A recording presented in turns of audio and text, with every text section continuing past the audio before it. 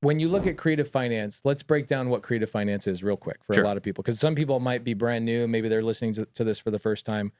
Creative finance is a way to buy anything without cash, credentials, or credit. And credentials, I mean W-2, tax returns, bank statements. And you guys can see all this stuff on my YouTube. I break down deals, call sellers all the time. But it's anything. So let's talk about it in very simple terms.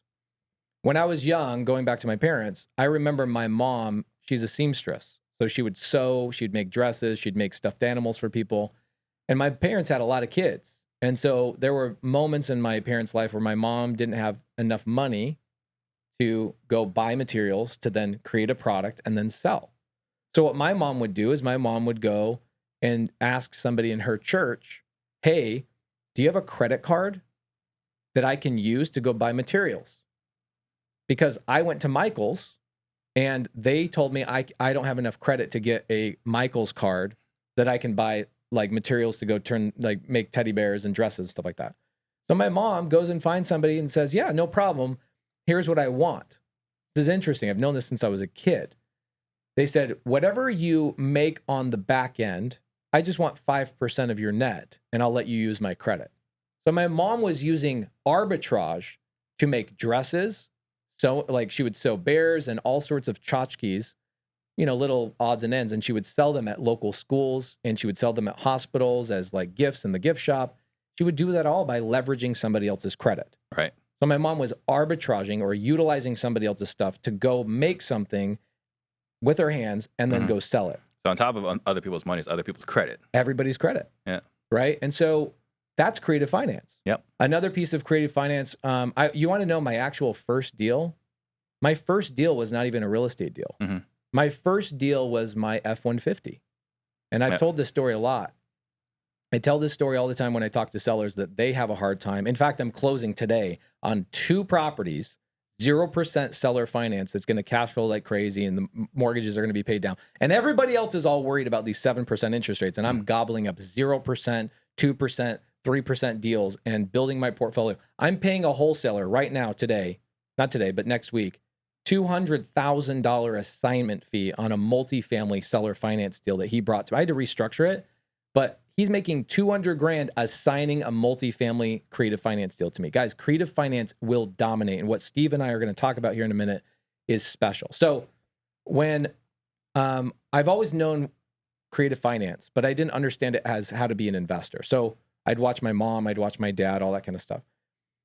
I used to be a contractor, as we talked about, and I had this F-150 Ford, hit 320,000 miles, okay?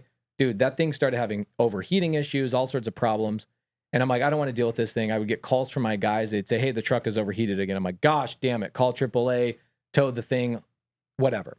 So I go, where do sellers go when they want to verify what their property is worth? Zillow.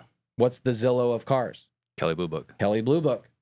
So I do what every damn seller does. I go to Kelley Blue Book. I go to the Zillow of cars. And I see that my truck in its as-is condition with the miles it has is worth $5,000. I'm like, $5,000, a 4-door Ford F-150. This thing, if I just fix it up, I can make way more money just keeping it in the rotation with my crews, right? Well, I never fixed it. It was too much of a problem. Sound like a home seller. Mm-hmm. Like, I want this much money. I'm not willing to sell it for this. I want to demand this thing, but it needs to be fixed up. I literally was a distress seller. Mm-hmm. So I go to Craigslist in a belligerent fashion, and I go throw my F-150 on Craigslist for $10,000. Did I sell my F-150 for $10,000? Probably not. No. I did not. I didn't even get a call, a text, a smoke signal, nothing. Nobody reached out to me. And so my wife comes in, and she goes, well, you understand like how your mom did things and your dad did, blah, blah, blah. You know creative finance. Like, look what I was doing with construction. Mm-hmm. Now, with construction, they got me in trouble. I would front people's, finances, and they ended up robbing me. Yeah. In real estate, it's great. That really can't happen, which is nice. But she goes, why don't you just take payments on the truck? It was my wife's idea. Right? This is like 8 years ago, maybe not, maybe 9 years ago. I go, oh my gosh, this is brilliant. So what I do is I go back to Craigslist. I literally change one thing, and I said, F-150 will take payments. So what happens? Did I sell that truck for $10,000? Of course. I sold it for $12,500, and the buyer who bought it from me, Jose, gave me $1,000 down, and he made a $350 payment to me until that thing was paid off. So I sold it for 2.5 times more than what Kelley Blue Book told me it was worth because I was willing to give somebody seller finance. Yeah. And so that was the first seller finance deal I ever did, and I always understood that the value of something, remember this, everybody out there right now, the value of anything is not the purchase price. The value is always what you can do with it. So if I can turn that truck like Jose, this is what Jose did.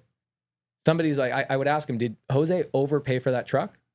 The answer is hell no, Jose did not overpay for that truck because he took that truck, he got into it with really favorable terms, and he went out and made $6,000 or $7,000 a month using it for his own painting company. And he's a Hispanic dude, so they fixed that truck up real good. Yeah. And the other thing you guys may not know about Pace is that he's a truck connoisseur, maybe a little bit of a snob. Yeah, a little bit. Because I thought I mistaken his truck. I saw an F-150 Raptor. Yeah. It's like, is that your truck? And he took complete offense. I was like, mine's a platinum. Yeah, he gave me a 20-minute lecture on trucks. I was like, step into my truck. Let me explain to you. Yeah, we actually sat in his truck outside the gym and talked about all this stuff. So your question was, what do you wish you knew before you got into creative finance and what people need to understand? What did you wish you had asked the people that you paid for mentorship? What questions you would ask them? I wish I understood why people sell on creative finance and what to do if you are a buyer on creative finance. But I mean, like, before signing up with a mentor. Oh, I would want to know that they're actively doing deals. Yeah. I would want to know they're actively buying real estate. I would want to see settlement statements. I would want to see how they're funding these deals. I would want to see, basically, that's it. That's all I would have needed to see. I don't even care if you're buying a deal a day, but are you buying one a month? Are you buying one a quarter? Are you buying at least one a year? Have you bought one in the last 12 months? If you bought a property in the last 12 months, then chances are you got a little bit of momentum that I could learn a couple of things. Yeah. So, all right.